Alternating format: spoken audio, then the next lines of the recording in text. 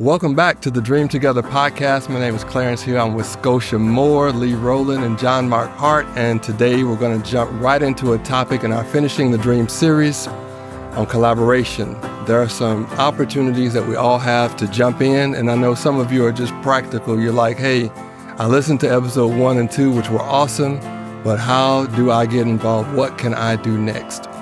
Let's talk about it, team.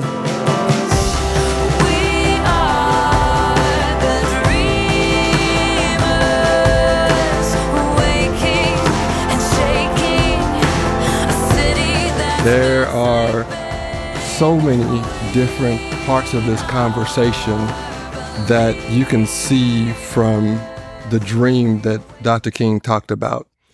At that time, the division had produced a high level of poverty. And if you ever try to follow all the tributaries that lead you into the massive Nile River of poverty, there's a lot of things that help bring a family situations, circumstance, health situations, addictions, lack of access to resources, education, etc. So we're just going to pick one of these topics and jump right in. Collaboration matters, and the reason we want to talk about collaboration is because, from my own personal vantage point, I've seen a lot of times where people want to make a difference, but they don't bring everybody to the table. Mm-hmm. So, who wants to go first? Should we talk about education? Lee, when you did, I think you just would go on a tour. You would work on Saturdays and you just show up at any breakfast with any group.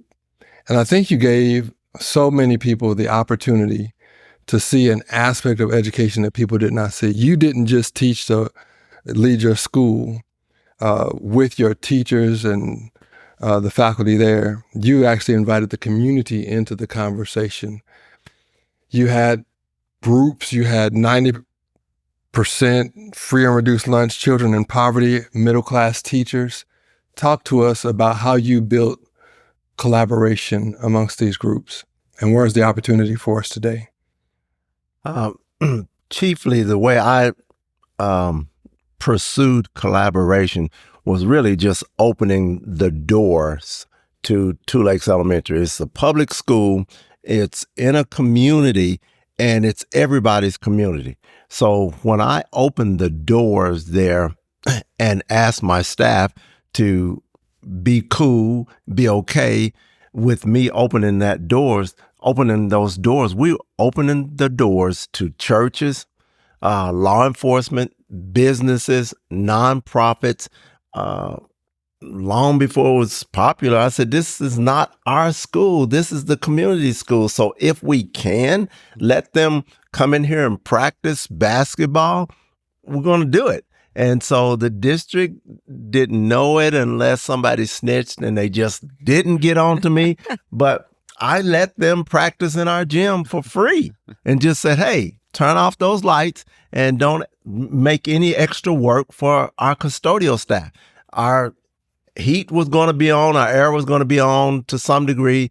We might turn it down, but you can come in here and practice. So it was really about opening the doors and making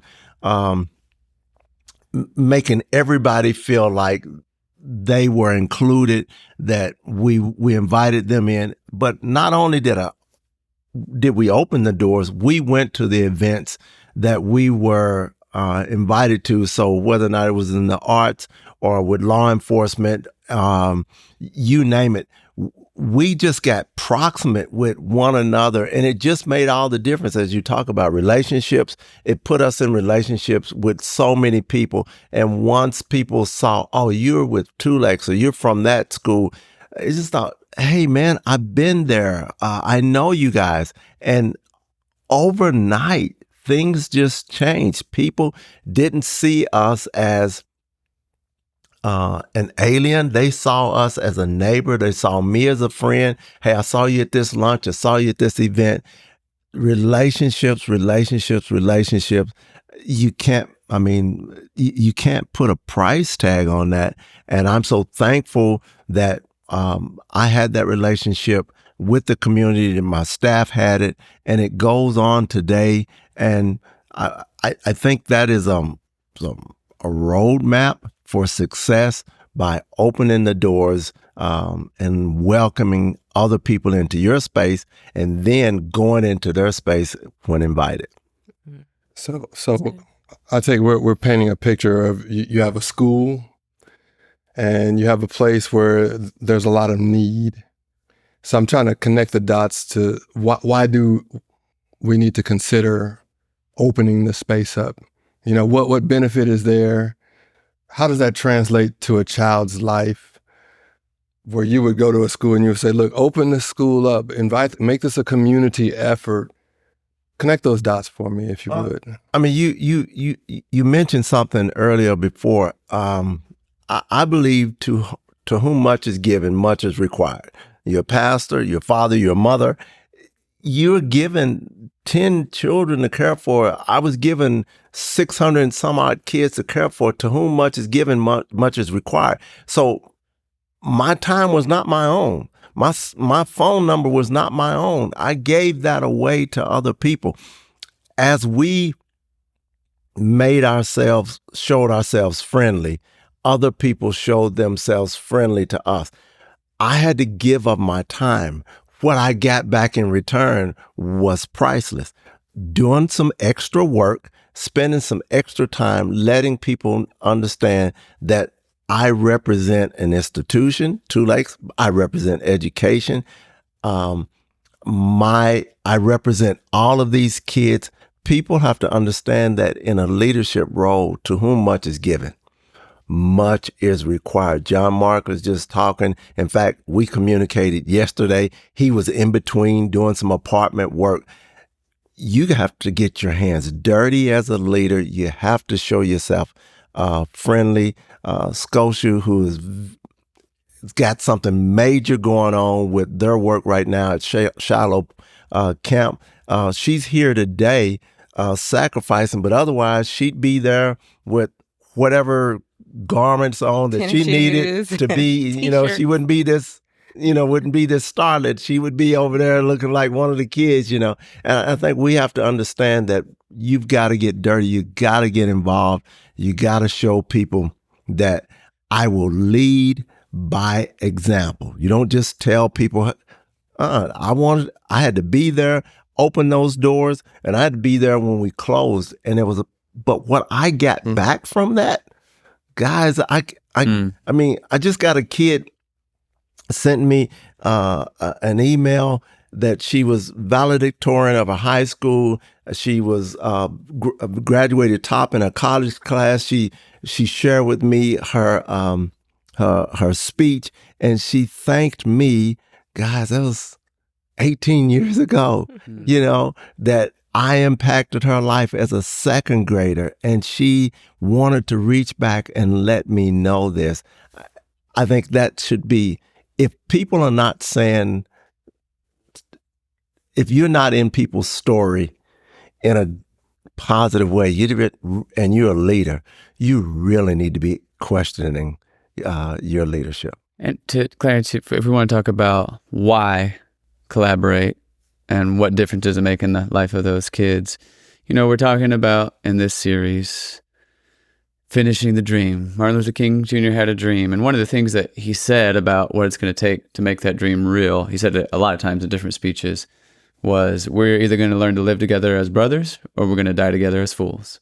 He just said that over and over. We're either going to learn to live together as brothers or we're going to die together as fools. And we've seen the fruits of division when we don't collaborate, and we become very polarized, and some thrive while others struggle. But the people who are struggling, now they're hurting and they're struggling, and that's going to often blow up and hurt other people in society. We've seen what happens there. But positively, so I live in an under-resourced community. My kids go to school, and at the school where they go to, volunteers from the community show up to be reading buddies, to help encourage them with their reading. You don't have to be a trained tutor. It's really just to help encourage them and make them feel good about reading. We got volunteer parents at the school making the sacrifice to show up. The school can't afford yet a music teacher, but we got parents that know how to do music. School, there's some extracurricular things the school can't afford yet, but we got parents that are showing up to do that. There's counseling. There's a nonprofit organization that comes and provides after-school care that's really high quality and safe for kids in that school if their parents have to get off work a little later. It's a collaboration. Likewise, in the church, where I'm at, we've got square feet, and we're not using all of it every day. And so we've got 2 nonprofits in there, one helping at-risk families and one that's providing high-quality medical care for kids that don't normally get that. And when we first started as a church, though, we had nowhere to meet, and we borrowed everybody else's space for 10 years and met in a charter school, And so I think everything positive that we're seeing happening in the community is just people that didn't have to work together saying, we love these people too much to not work together. Sure. So we've got to find a way to live together as brothers so we don't die together as fools. So it is not easy getting everybody to the table nor casting the vision. Even if you've ever tried to run a children's ministry at a church just to get volunteers is a challenge. So what have been some of the challenges to collaboration or lead to getting, maybe did you have to cast a vision to the police? I mean, did you have a friend that was a police officer and you learned about a need they had, or were you vision casting? What did you do to address the challenges, and what were some of the challenges of collaboration? I think the biggest challenge for us, there was a challenge, and I think the challenge was me as a leader assuming what other people might think. And once I kind of set that to the side and say, forget it, go for it. So invite the fire department to come in, invite the church to come in and be a part, invite law enforcement to come in and be a part of this program that we had called Watchdogs. They came in. I thought maybe they would be a little reluctant. No, they were excited to come in there and be kind of mentors, big brothers, big sisters in the space that we had. And overcoming my own projections of my opinions and things like that was important. And some of the staff members, some of the assumptions we made about what we thought other people thought about us. God made people of every kind. And there are some people out there that wanted to give back. And so it sounded like he was talking about my story. We had healthcare, we had dentists, we had food programs at our school.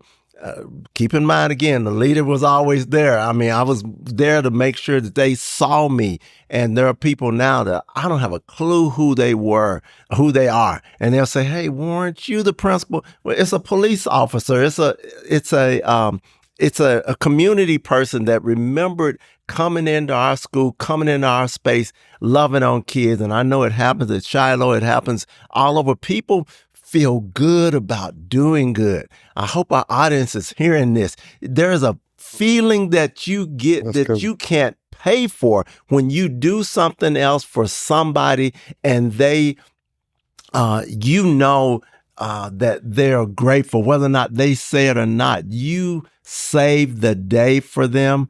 And I think all of us, as maybe people of faith or whatever, even if you're not of faith, how many of us have gone to the hospital to minister to somebody else? We just want to go in there and encourage them.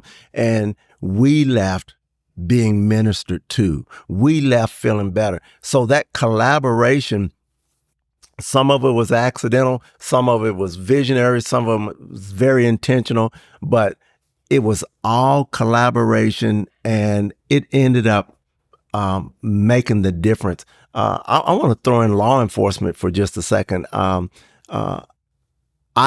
got relationships with law enforcement because we've collaborated, because I have empathized with them, knowing that their job is not easy. In fact, we had a walk here, and I immediately walked over to the law enforcement here, and they were here to protect us. And I just went over and asked those guys, how are you doing? And that was very intentional. I knew that my presence might not make them feel like they were welcome. And I wanted to be intentional. And I want our audience to hear this, that for change to really happen, We have to go out of our way. I would have loved stood there and talked to John Mark the whole time. Okay, we could talk about church, John Mark's hooping days, whether or not John could have got with me or not. That would have been fun to talk about. But I intentionally went over and stood with those guys and talked with them. Collaboration means, and I think Martin Luther King was part of his dream, is that we're to fulfill this. We're going to have to be intentional. It is not going to happen accidental. Or we divide and perish as fools, right? The point about collaboration is really good. You mentioned the police also, which I think is important.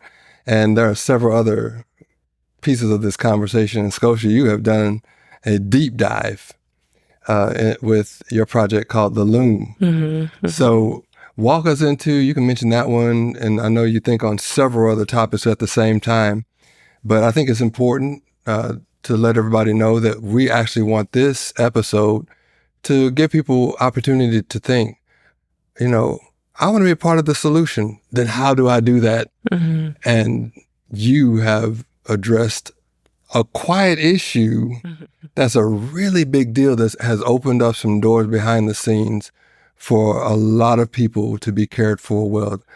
Talk to us about this other area of collaboration that usually doesn't get discussed. Yeah, earlier you were talking about, at the beginning of this podcast, kind of all those many different streams that kind of flow into this pool of the challenges of poverty. One of those streams is just historic disinvestment in a community or a group of people.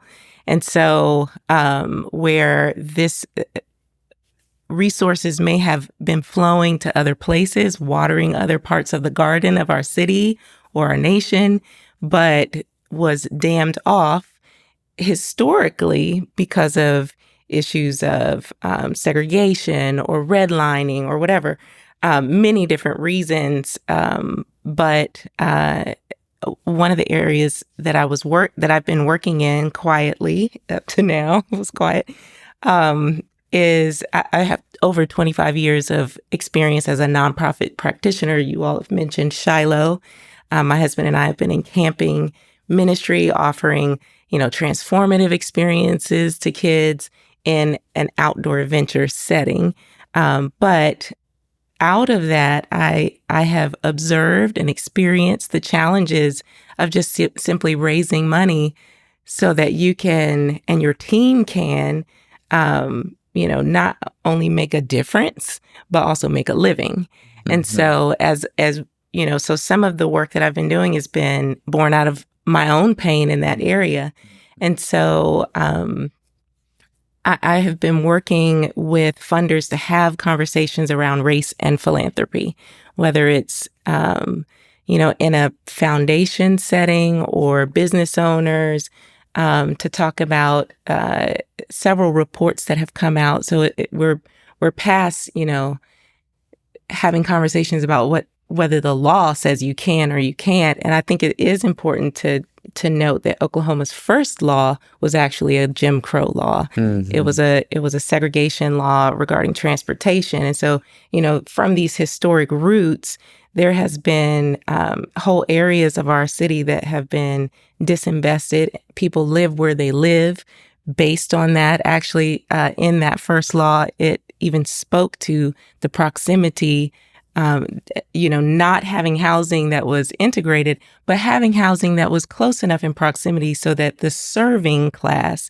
could be close enough to the homes that they were serving. And so these are all some of the realities of just the history of our own city, Oklahoma City. I'm sorry, not Oklahoma, Oklahoma City. But in the area of funding, there has been disparity. And since 2020, some of that disparity has been being measured.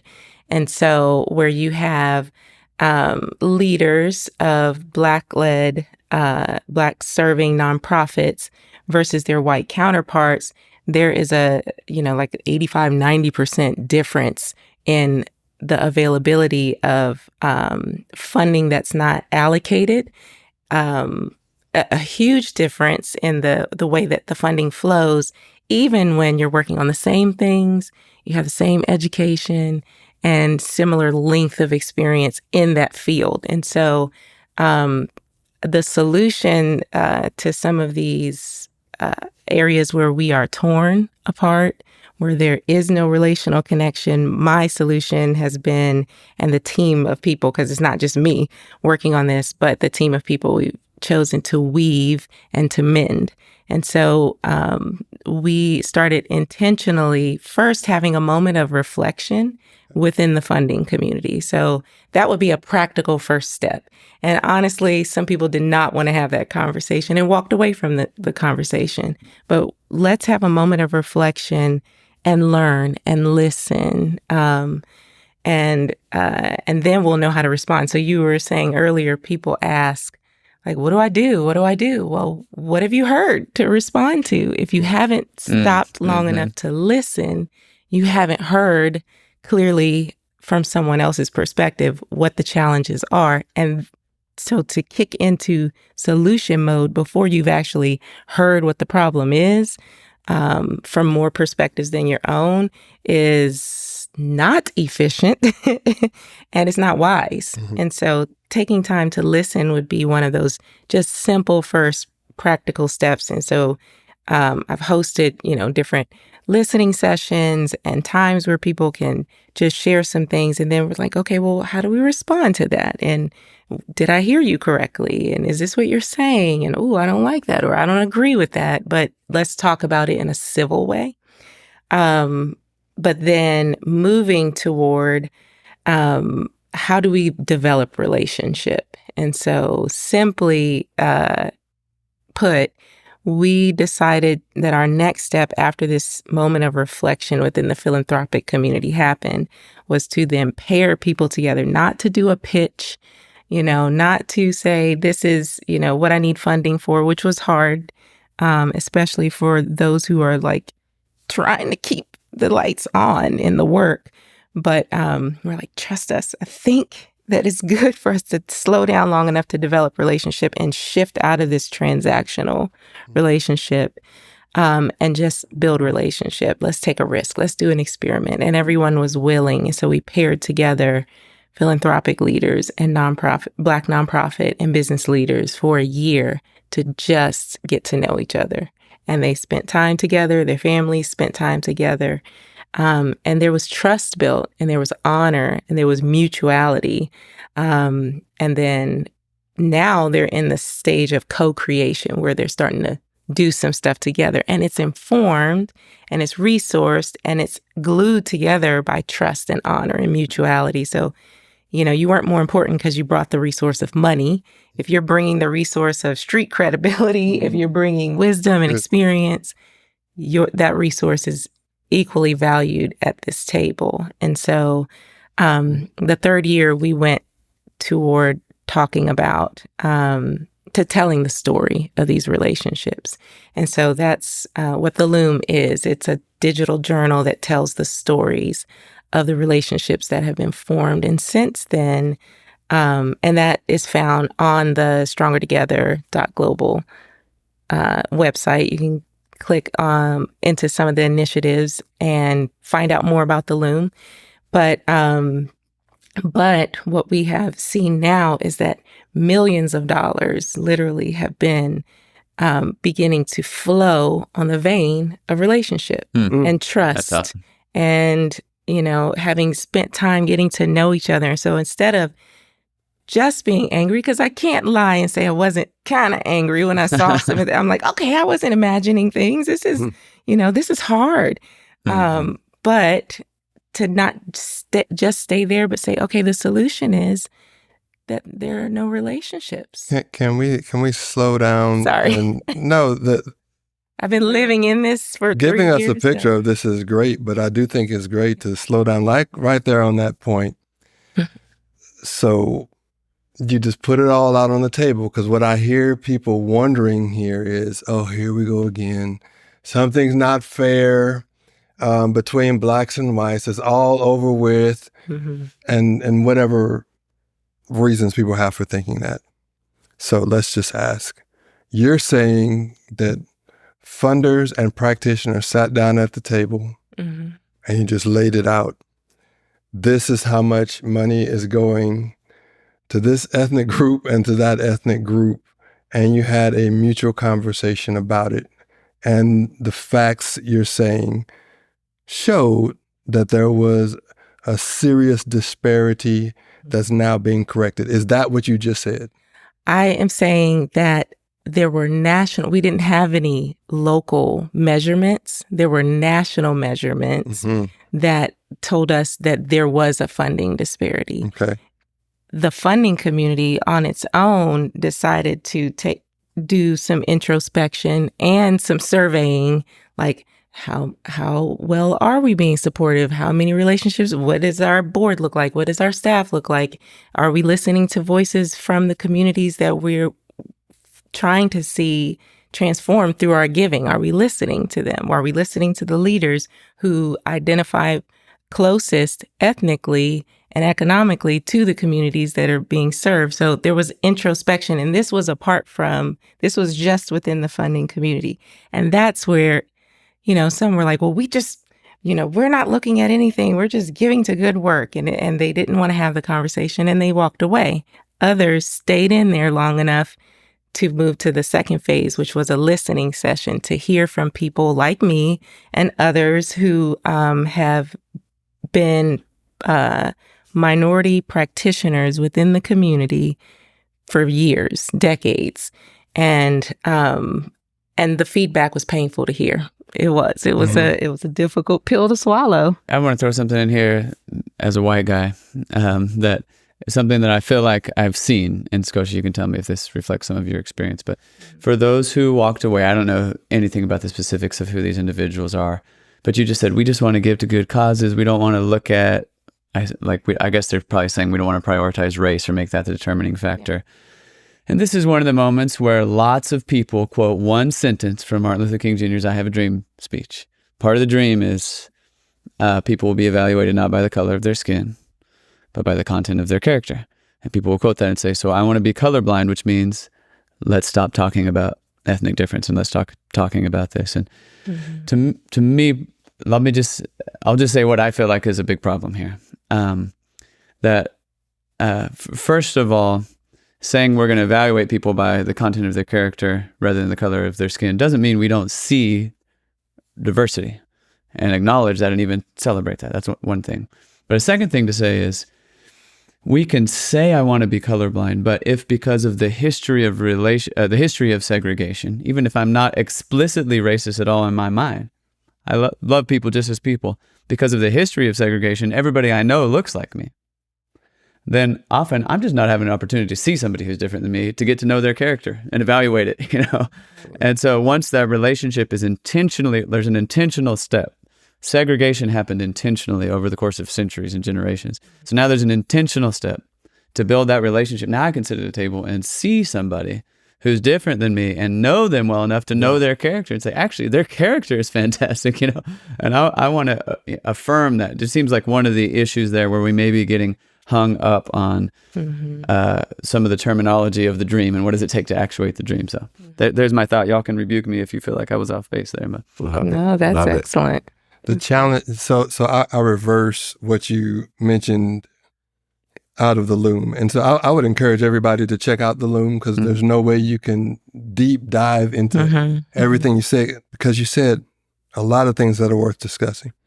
But it was based on trust, honor, and mutuality. So it's almost like if you flip those, you actually discover where the challenges are. Lack of trust, lack of honor, lack of mutuality. Exactly. And that's what we want to talk about. And just so some people know, my posture towards this is not to lack aggression. I've been doing this for a long time. I'm just not interested in wasting my time. The best place to move, the theory I live by personally is who's willing? That's the first question. Because if someone's not willing, they don't even want to be in this conversation. Right. What we're not trying to communicate here is that if someone, like the one or two that left the table, no one ever said the bad people left the table. No. That was not said at all. That's right. But if I don't make this point right now, our world is so divided. Mm-hmm. Every conversation we have, even on this podcast, people are going to trying to pull themselves into their us-them narrative. Mm-hmm. They're not used to a table narrative. They're not used to a narrative that doesn't label someone who left the conversation. It's not used to a conversation that's inviting, and it will miss the little things you said. So you sat there and said, I put this together, which is a very vulnerable thing to do. Because basically you could have just looked like a needy woman trying to get a bunch of funders in the room. But you're like, no, there's something I think that's going to benefit you also. You said that the funders, out of their own volition and decision, they came together on their own to start driving solutions. Now, to me, that's key. Yeah. That's different than the us-them narrative, where it's almost like, yeah, I invited you to the table so you can check this box. Right. If you don't check this box, we're going to attack you on the radio. We're going to attack you in front of your space. We're going to call you names, etc. You invited someone to the table to consider something that, and this is what I do. I'll listen to people talk and I'm like, if they knew more of what was happening, they would want to be a part of the solution. And then I would ask, I'm like, Clarence, you would actually be cheating them by not giving them the opportunity to do something like the loom that I've never even heard of anyone doing. So one, hats off to you, Scotia, for opening up that space. And I had to take a different posture too, like having been I was doing that from a business space. So I had shifted over to like weaving relationships into stuff I had done in my home for many years into a business, so that I was not in the posture of, I need you to fund. Like, I've been in nonprofit. My husband's still executive director of a nonprofit. I did not try to raise money for that. So I had to put our needs on hold, and I had to become the giver in those conversations. I'm actually the one that's giving here.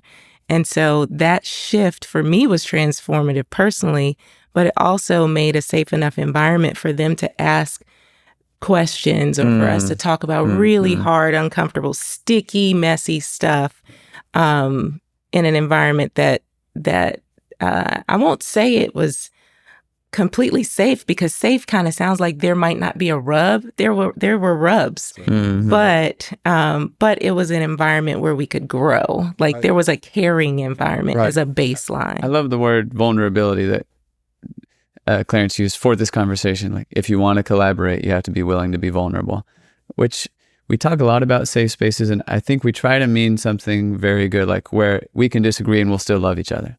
Yeah. We'll still respect each other. But on one hand, the word vulnerability means it's not quite safe. It might hurt a little bit, and I'm going to be willing. So Scotia was vulnerable, not only emotionally, but if you offend donors and you lead a nonprofit, that might hit the bottom line. Now I had to ask my husband, are you okay with me saying what I really think in these conversations? And as Clarence points out, these funders were being vulnerable, because if you start doing introspection, you may learn some things that don't make you feel good right away.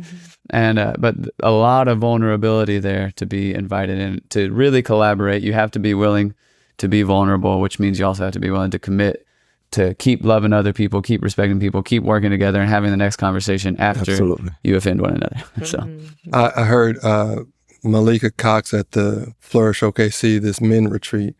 She used a term called not safe space, but a courageous space, is what I think she said. And I like that context. We're not saying, hey, everybody be soft. But for us to get to tomorrow, there are some painful things that we need to hear.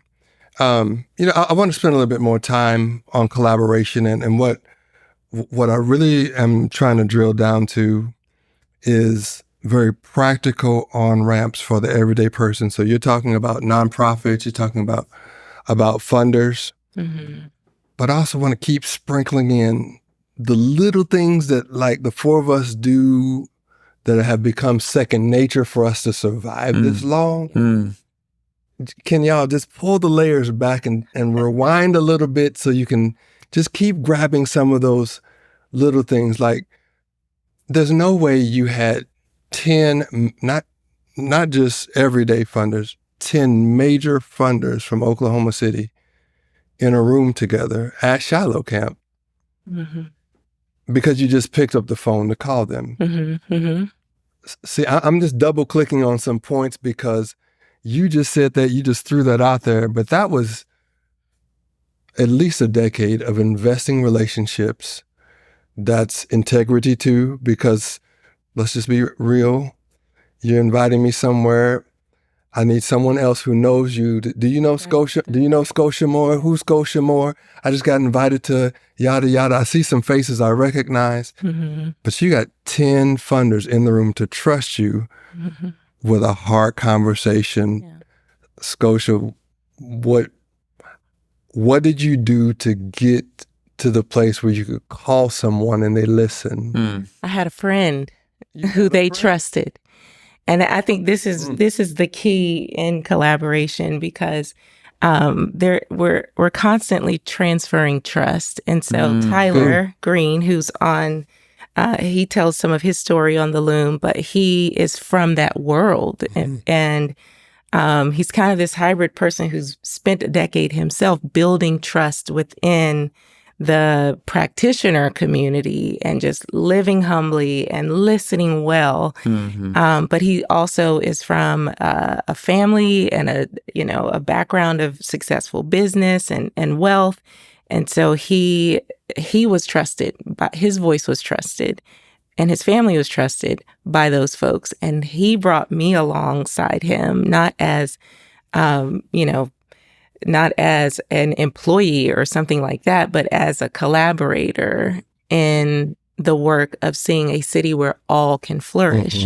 And so he transferred the trust that he had over to me and made tons of space for my voice to be in that room and to be leading in the conversation. And so in collaboration, like if we aren't willing to when we are the one in power, and there's other situations where I'm the one that's trusted and believed and et cetera, and when we're in that position, if we are willing to give that away to someone else, then there is a greater possibility that collectively we can grow, because I can only be in the spaces that were made to fit me until someone makes space for who I am in another environment and honors what it is that I have to give in that space. And so collaboration is giving space and voice and learning to follow someone else. Right. And he did that with me in tremendous ways. That's amazing.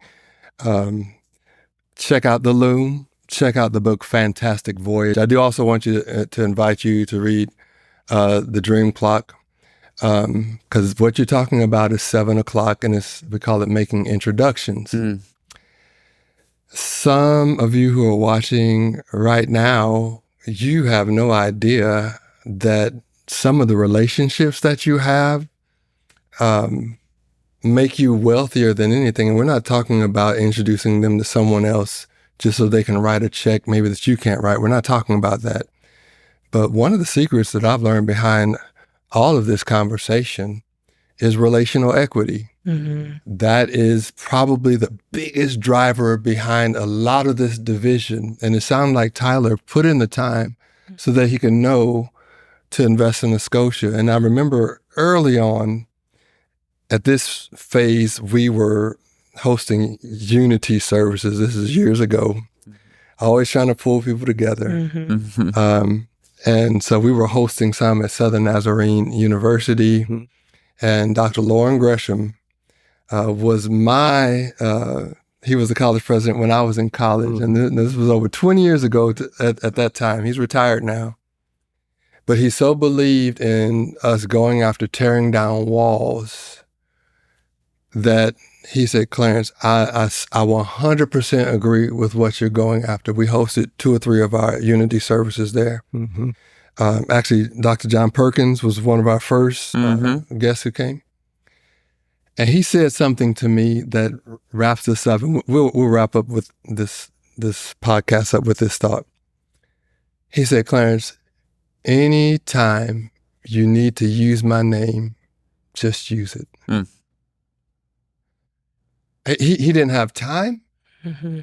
You know, being a college president Mhm. was very challenging.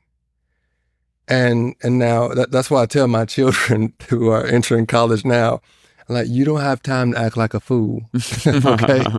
Because your ability to fulfill God's will and your desire to help others, it may be connected to relationships. So he remembered me from when I was in school. And if I'd have been acting like a fool, that wouldn't have happened. That's my father point there. But he said, anytime you need to use my name, Mm-hmm. if that will open up the door at all to further unity, to get people working together, to accelerate solutions in areas of our city and our state that are struggling, anytime you need to use my name, he handed me a blank check of his credibility. Mm. That's good. I had that experience this week where Mm. one of the, and I don't even really call them funders anymore. I call them resource partners or funding partners, something more humanizing than just funder. But she called to ask, she's moving out of the state. She's going to be working at another foundation out of state. And she asked if I would give her a reference, if I would be a reference for her in this new position with another foundation. So the relationships that are formed, like the trust and the ability to use one another's name and to speak highly of each other, but it starts with just the simple, practical step of let's get to know each other, Mm-hmm. and then let's treat each other with care.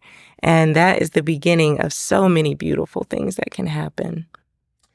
It takes time.